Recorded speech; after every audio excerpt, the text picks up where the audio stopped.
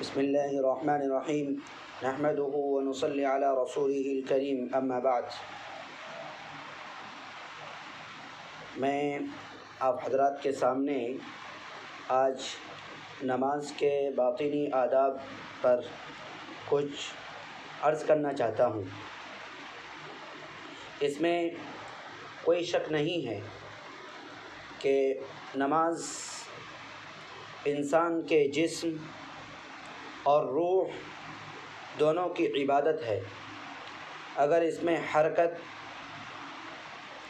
اس میں جسم کی حرکت کے ساتھ دل کی توجہ شامل نہ ہو اور روح میں وجد نہ پیدا ہو تو ایسی نماز بے اثر ہے، بے رنگ، بے کیف اور بے مزہ رہتی ہے۔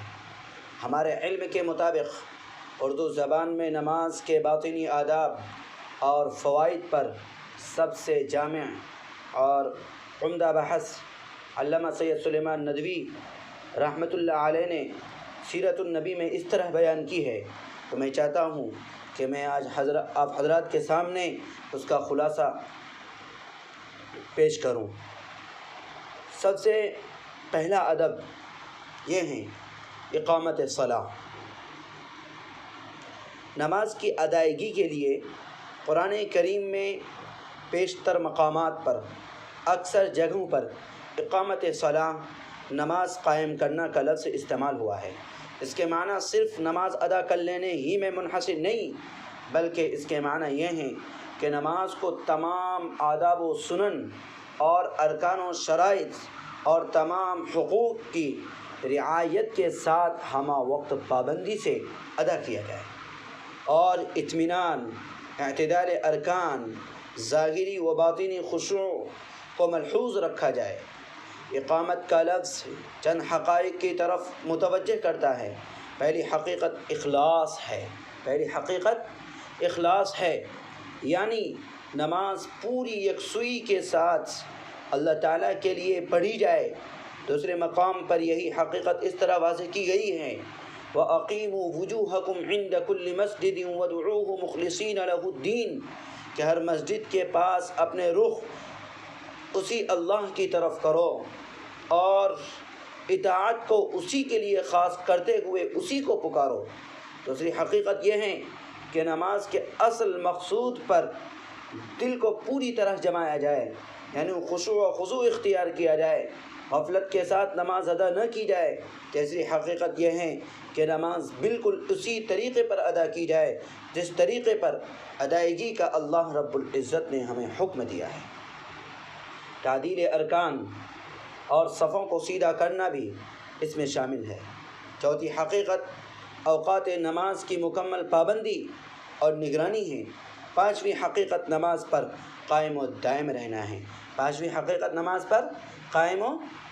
رہنا ہے، جس کا ذکر اللہ رب العزت نے یوں کیا ہے سورۃ المعارج میں آیت نمبر 23 کے اندر، والذین هم علی صلاتهم دائمون، وہ اپنی نمازوں پر مداومت کرتے ہیں۔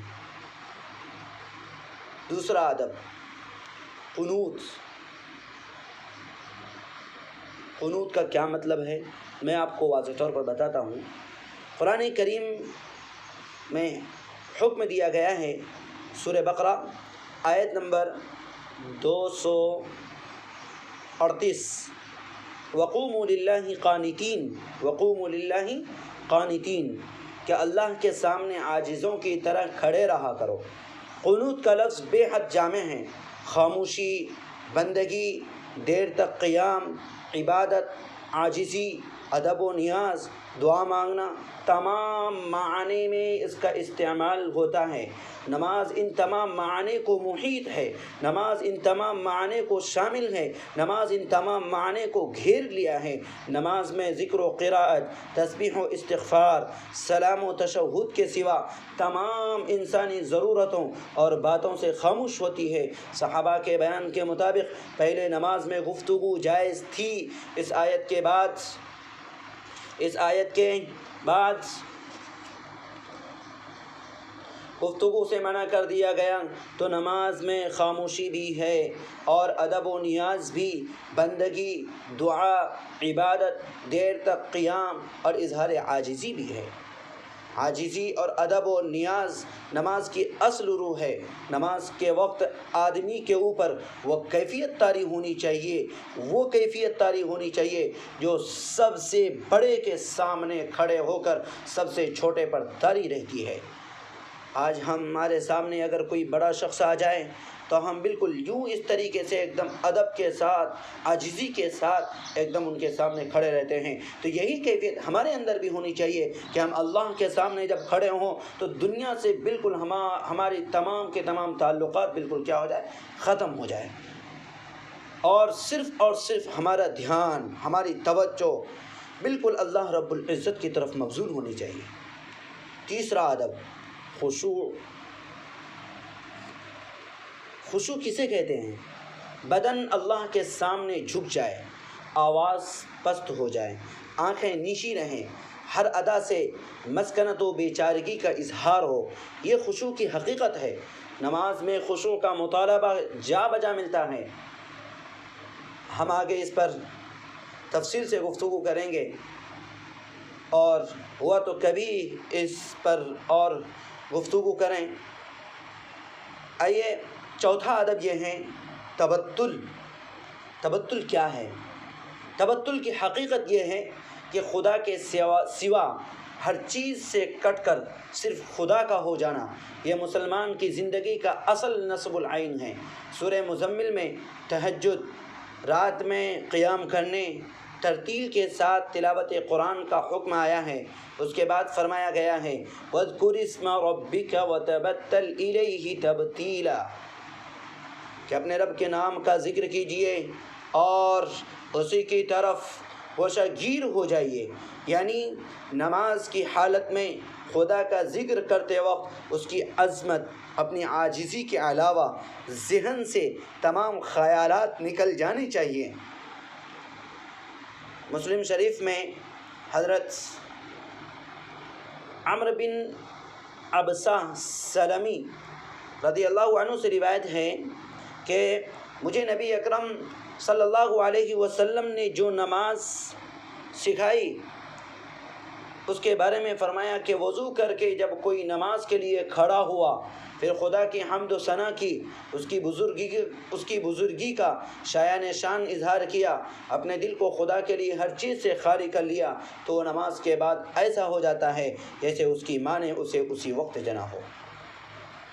یہ حدیث بھی اسی آیت کی تفسیر معلوم ہوتی ہے، وَاذْكُرِ اسْمَ رَبِّكَ وَتَبَتَّلْ إِلَيْهِ تَبْتِيلًا۔ پانچواں ادب تضرع۔ تضرع کیا ہے؟ قرآن کریم میں سورہ اعراف آیت نمبر 77 میں فرمایا گیا ادعوا ربکم تضرعا وخفیہ، اپنے پروردگار سے عاجزی کے ساتھ اور چپکے دعائیں کیا کرو، چپکے دعائیں کیا کرو۔ تضرع کے معنی آہوزاری، عجز و نیاز کے ساتھ درخواست کرنے کے ہیں۔ نماز میں بندے پر اللہ کے سامنے عاجزی اور گریہ زاری، آہوزاری کے ساتھ سوال کرنے کی کیفیت ہونی چاہیے۔ چھٹا ادب اخلاص ہے۔ نماز سے اللہ تعالیٰ کی رضا جوئی کے سوا کوئی اور مقصد نہ ہو، ریا اور دکھاوا پیش نظر نہ ہو، یہ نماز کی تکمیل کے لیے ضروری ہے۔ نماز کے تمام باطنی آداب و سنن کا اصل جوہر اخلاص ہے۔ اخلاص سے محروم ہر عمل ناقابل قبول ہوتا ہے۔ ساتواں ادب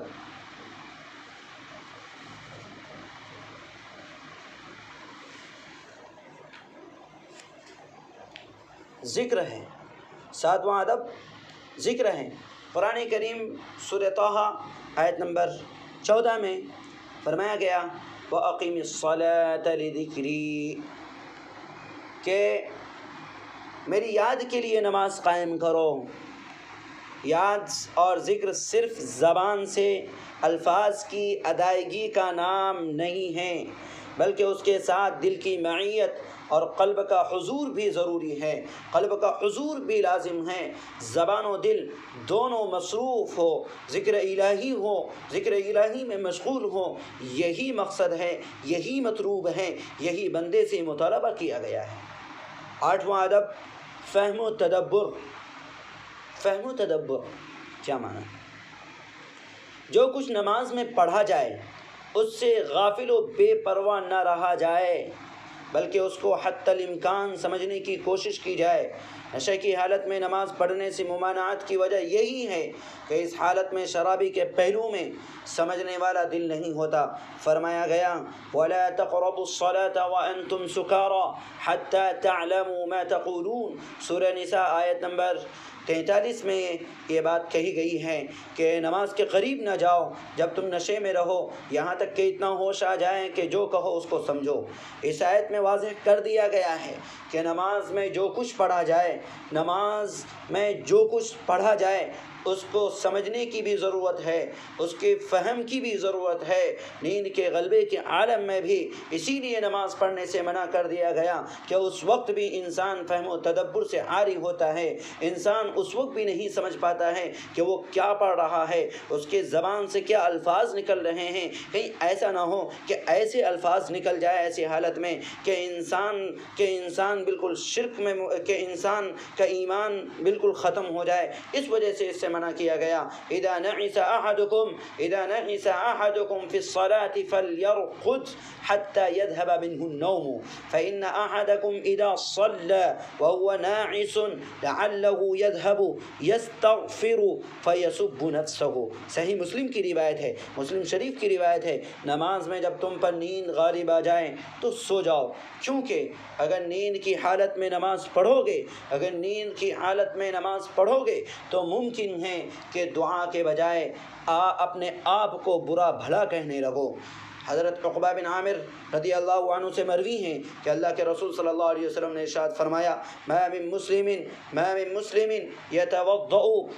مسلم يتوضأ فيسبغ الوضوء ثم يقوم في صلاته فيعلم ما يقول إلا انفتل وهو كيوم ولدته أمه۔ صحیح مسلم کتاب الطہارہ۔ جو شخص اچھی طرح وضو کرے پھر اس طرح نماز پڑھے کہ وہ جو کہتا ہے اس کو سمجھتا بھی ہے، یہاں تک کہ نماز ختم کر لے تو وہ ایسا ہو جاتا ہے کہ گویا وہ اسی دن ماں کے پیٹ سے پیدا ہوا ہو، گویا کہ اسی دن اس کی ولادت ہوئی ہو۔ تو آپ کو معلوم ہے کہ یہ بچہ جب پیدا ہوتا ہے تو اس کے ذمے میں وہ ایک بھی گناہ نہیں کرتا ہے، بالکل معصوم ہوتا ہے، اس کے کھاتے میں ایک بھی گناہ لکھا ہوا نہیں ہوتا ہے، بالکل معصوم ہوتا ہے۔ تو اس طریقے سے انسان جب اچھی طریقے سے وضو بنا کر اور جو وہ قرآن کریم کی تلاوت کرتا ہے نماز میں اور اس کو سمجھ کر کے پڑھتا ہے تو پھر وہ اس کی نماز اس طرح ہوتی ہے، اس کے گناہ اس طریقے سے ختم ہو جاتے ہیں گویا کہ آج ہی اس کی ولادت ہوئی ہو۔ تو لہذا ہمیں ضرورت ہے اس بات کی کہ ہم ان تمام چیزوں کی رعایت کے ساتھ نماز پڑھیں، قرآن کریم کو سمجھنے کی کوشش کریں۔ آج ہمارا سب سے بڑا المیہ یہی ہے کہ ہم قرآن کریم کہ ہم نماز میں قرآن کریم کی تلاوت کرتے ہیں، قرآن کریم کو پڑھتے ہیں، لیکن ہمیں سمجھ میں نہیں آتا ہے۔ یہی وجہ ہے کہ ہمارے اندر خشوع نہیں پیدا ہوتا ہے، یہی وجہ ہے کہ ہمارے اندر سے برائیاں نہیں ختم ہو رہی ہے، یہی وجہ ہے کہ ہمارے معاشرے میں جو مصیبتیں آ رہی ہیں اس کی وجہ یہی ہے کہ پہلے صحابہ کرام کا تو معمول یہ تھا کہ وہ مصیبتوں کو ختم کر دیا کرتے تھے، پریشانیوں کا حل جو کیا کرتے تھے وہ نمازوں کے ذریعے سے کیا کرتے تھے۔ کیونکہ خشوع و خضوع کے ساتھ، آہوزاری کے ساتھ، گریہ وزاری کے ساتھ ان تمام آداب کی رعایت رکھتے ہوئے وہ نماز پڑھا کرتے تھے۔ آج ہمیں بھی ضرورت ہے کہ ہم قرآن کو سمجھنے کی کوشش کریں، قرآن کے پیغام کو بھی پہنچائیں اور نماز کو ان تمام رعایت کے ساتھ اور ان تمام آداب کے ساتھ ہم پڑھنے کی کوشش کریں۔ اللہ تعالی ہم سب کو اس پر عمل کرنے کی توفیق عطا فرمائے۔ اللہ تعالی ہم سبوں کی عبادت کو قبول فرمائے اور اپنی دین کی خدمت کے لیے قبول کر لے۔ آمین وآخر دعوانا ان الحمد للہ رب العالمین۔